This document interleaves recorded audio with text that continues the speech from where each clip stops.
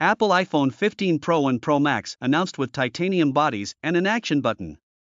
They are apparently the strongest, fastest, and proest iPhones ever.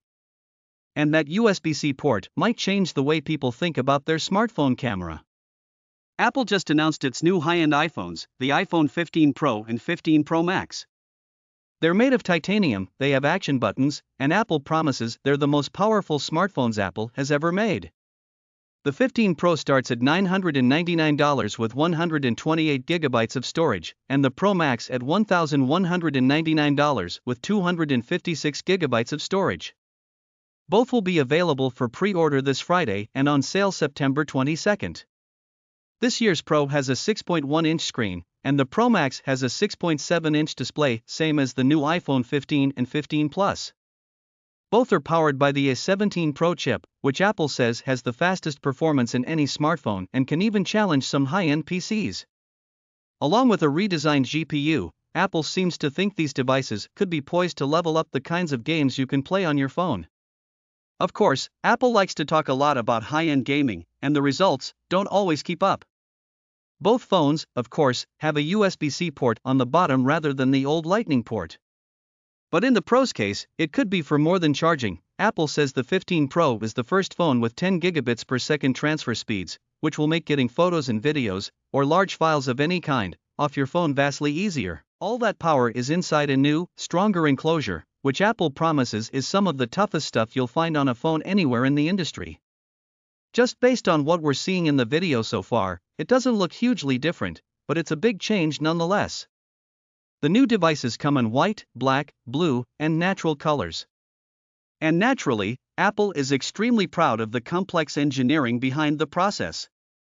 The action button, which replaces the ringer switch on the left side of the iPhone Pro, is a new button that you can customize to run shortcuts, bring up accessibility features, open the camera, turn on the flashlight, and more. By default, it's still a ringer switch, but you're going to want to use it to do more.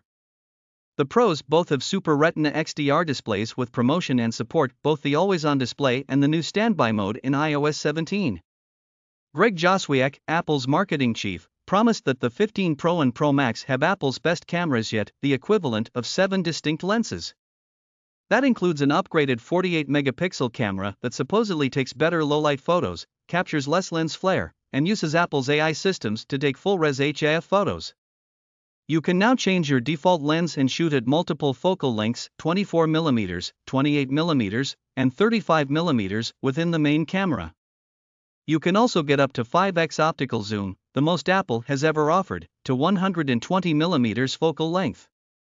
Fans of Samsung's latest cameras won't be blown away by the specs here, obviously, but they're a big upgrade for iPhone users. Spatial video, too, the kinds of 3D content we've been seeing for the Vision Pro, though that feature's coming later this year. It's clear that Apple imagines the 15 Pro as both a consumer device but also a genuine professional tool for the creators and filmmakers of the world. Apple CEO Tim Cook introduced the new devices at Apple's Wonderlust event at Apple Park in Cupertino, California, though the rumor mill has, as always, been going for months.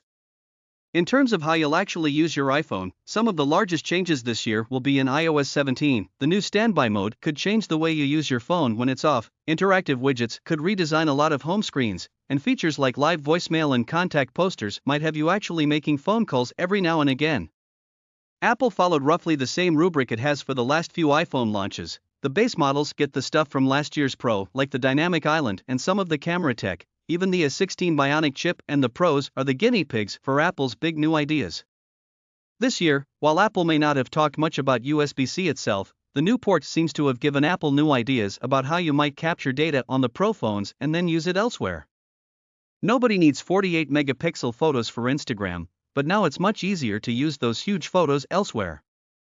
Joswiak called the new Pro lineup our best and most Pro iPhone ever, and he's not wrong.